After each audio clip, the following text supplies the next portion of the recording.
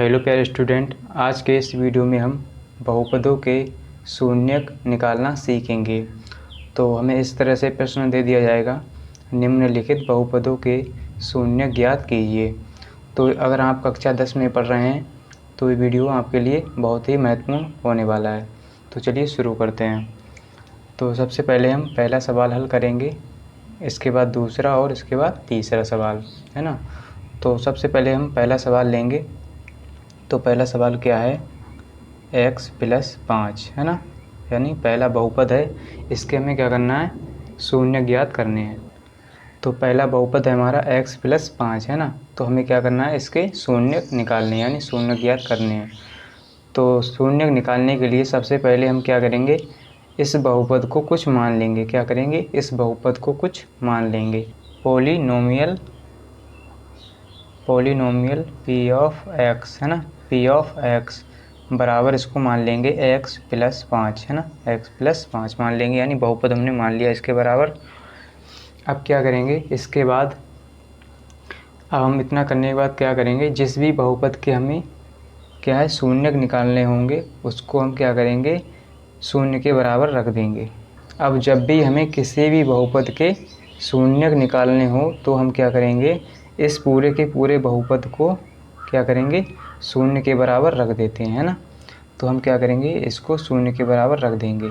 तो अब हम यहाँ पर लिखेंगे शून्यक निकालने के लिए, शून्यक निकालने के लिए क्या करेंगे, इस पूरे बहुपद के बराबर क्या रख देंगे, 0 रख देंगे, है ना। तो इतना आपको समझ में आ गया होगा। अब हम क्या करेंगे, इसके बराबर हमने 0 रख दिया। अब px की वैल्यू कितनी है, x + 5, तो यहाँ पर लिखेंगे x + 5 बराबर में 0। अब हम क्या करेंगे, इसको यानी x का मान निकालने के लिए क्या करेंगे, x बराबर ये +5 है, इधर आएगा तो -5 हो जाएगा। तो यहाँ पर इसका ये शून्य निकल के आ गया, x बराबर हो गया -5, है ना, यही इसका आंसर है। तो अब हम करेंगे दूसरा सवाल। दूसरा सवाल क्या है, 2x - 8, यानी ये बहुपद है। तो यहाँ पर इसको सॉल्व करेंगे हम, 2x - 8, है ना। अब क्या करेंगे, हमें इसी की तरह करना है, जिससे पहला सवाल हमने किया, इसी की तरह हमें क्या करना है, पहले हम इसको कुछ मान लेंगे, है ना, px बराबर मान लेंगे इसको। तो यहाँ पर लिखेंगे हम p यानी पोलिनोमियल ऑफ x बराबर 2x - 8, है ना, इतना हो गया। अब हम क्या करेंगे, अब जब भी हमें किसी बहुपद के क्या हो शून्य निकालने हो तो क्या करेंगे, इस पूरे के पूरे बहुपद को हम शून्य के बराबर रख देते हैं, जैसे हमने इसमें लिखा है ना। तो यहाँ पर लिखेंगे हम शून्यक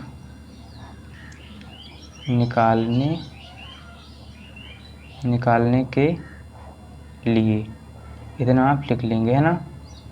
तो अब क्या करेंगे, हम यहाँ पर लिखेंगे p(x) बराबर में 0 रख देंगे, है ना। तो यहाँ पर अब क्या करेंगे, हम इसके बराबर 0 रख देंगे, है ना। तो px की वैल्यू यानी px बराबर कितना है, p(x) बराबर है 2x - 8 बराबर में 0, है ना। अब हमें मान x का निकालना है, तो क्या करेंगे, 2x को इसी तरफ रखेंगे और 8 को इस तरफ भेज देंगे, तो ये +8 हो जाएगा।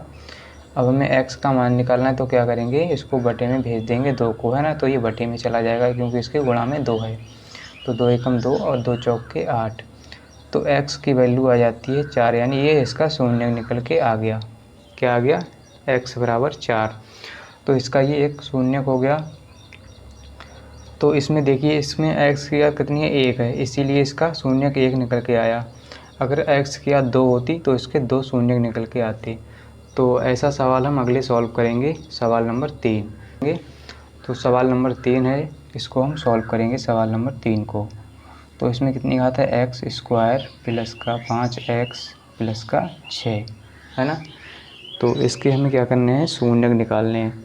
तो इसमें क्या था, देखिए पहले सवाल और दूसरे सवाल में इसमें x की घात 1 थी, तो इसका 1 शून्य निकल के आ गया। इसमें x की घात 2 है, तो इसमें 2 आएंगे शून्य निकल के। तो इस तरह का, यानी इसमें क्या है, x की घात 2 है।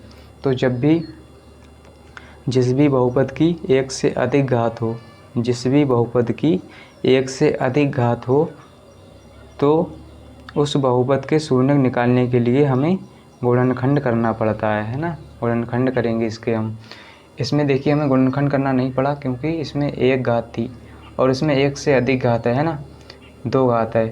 3 घात होती तब भी हम इसके गुणनखंड करते, 4 घात होती तब भी हम इसके गुणनखंड करते। तो अब क्या करेंगे, इसके गुणनखंड हमें करना पड़ेगा क्योंकि इसकी घात 2 है। चलिए इसके गुणनखंड कैसे करेंगे। तो गुणनखंड करने से पहले हम क्या करेंगे, इसको कुछ मान लेंगे है ना। p यानी पॉलिनोमियल ऑफ x बराबर इसको मान लेते हैं x स्क्वायर है ना प्लस का 5x प्लस का 6 है ना। अब क्या करेंगे, इसमें लिखेंगे शून्यक निकालने के लिए, शून्यक निकालने के लिए। आई होप आपको समझ में आ रहा होगा। तो यहाँ पर लिखेंगे पॉलिनोमियल यानी p ऑफ x बराबर 0, यानी हम क्या करेंगे 0 रख देंगे इसके बराबर, पूरे के पूरे बहुपद के बराबर 0 रखेंगे हम। तो अब क्या करेंगे, यहाँ पर लिखेंगे p ऑफ x है ना, कितना है x स्क्वायर प्लस का 5x प्लस का 6 और बराबर में हो जाएगा हमारा 0। कितना हो गया 0 है ना। चलिए अब हम क्या करेंगे, इसके गुणनखंड करेंगे है ना, तभी इसके शून्य निकल के आ जाएंगे। तो इसके गुणनखंड कैसे करेंगे, सबसे पहले हम क्या करते हैं गुणनखंड निकालने के लिए जो एक्स स्क्वायर की गुणा में संख्या होती है उसकी गुणा अंतिम संख्या से कर देते हैं है ना। तो एक्स स्क्वायर के गुणा में कौन सी संख्या है, यहाँ पर कुछ भी नहीं है। तो एक्स स्क्वायर के गुणा में कुछ भी नहीं है यानी 1 होगा, इसके आगे क्या होगा 1 होगा है ना। तो इस 1 की गुणा अंतिम संख्या से करेंगे यानी अंतिम पद से करेंगे। अंतिम पद क्या है इसमें 6 है ना, क्या है 6। तो इससे कर देंगे हम 1 गुणा 6, क्या करेंगे 1 गुणा 6, कितना आ गया 6 आ गया हमारा है ना। अब क्या करेंगे, इतना करने के बाद यानी हमने क्या किया इसका गुणा कर लिया। अब क्या करेंगे, ऐसी 2 संख्याएं हम ढूंढेंगे या कहीं हम इस 6 को ऐसे 2 भागों में तोड़ दें कि गुणा करने पर 6 आ जाए और जोड़ने पर 5, ये बीच का नंबर 5 आना चाहिए जोड़ने पर हमें क्यों लाना है, क्योंकि यहाँ पर देखिए 6 के आगे प्लस का चिन्ह है, इसीलिए हमें जोड़कर 5 लाना होगा। अगर यहाँ पर होता माइनस का चिन्ह तो हमें घटा के 5 लाना होता है ना। तो यहाँ पर 6 के आगे क्या है प्लस का चिन्ह, इसीलिए हमें जोड़कर 5 लाना होगा और गुणा करने पर 6 आ जाए, जोड़ने पर 5 आ जाए है ना।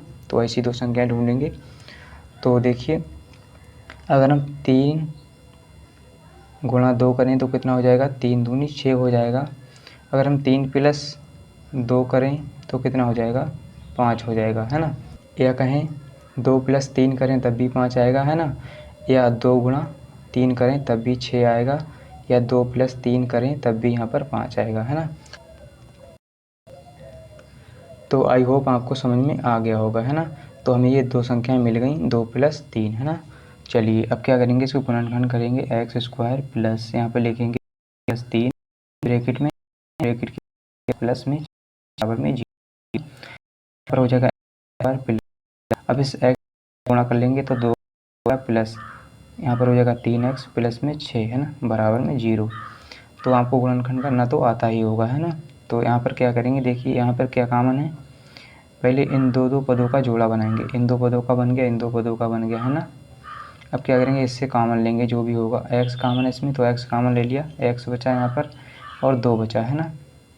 अब अगले पदों में क्या कॉमन है, देखिए प्लस लगाएंगे, इसमें क्या कॉमन है 3 कॉमन है, 3 और यहाँ पे बचा x है ना प्लस 3 दूनी 6 यानी 2 हो गया बराबर में 0 है ना।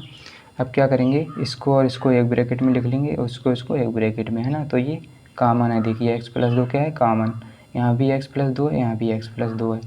तो x प्लस 2 को लिखेंगे एक ब्रैकेट में है ना और x प्लस 3 को लिखेंगे एक ब्रैकेट में है ना। तो यहाँ पर हो जाएगा बराबर में 0। अब क्या करेंगे, एक बार हम x प्लस 2 के बराबर 0 लिख लेंगे और एक बार क्या करेंगे हम x प्लस 3 के बराबर 0 रख देंगे। तो यहाँ पर हो जाएगा x बराबर माइनस का 2 हो जाएगा ये है ना, और यहाँ पर हो जाएगा x बराबर माइनस का 3 है ना। ये प्लस का है माइनस का हो गया, ये भी प्लस का तो माइनस का हो गया। तो यहाँ पर देखिए इसके कितने शून्य का आगे निकल के 2 है ना, एक x बराबर -2 x बराबर -3 है ना। तो क्योंकि इसमें x की घात कितनी थी 2 थी, इसीलिए इसके 2 शून्य निकल के आ गए।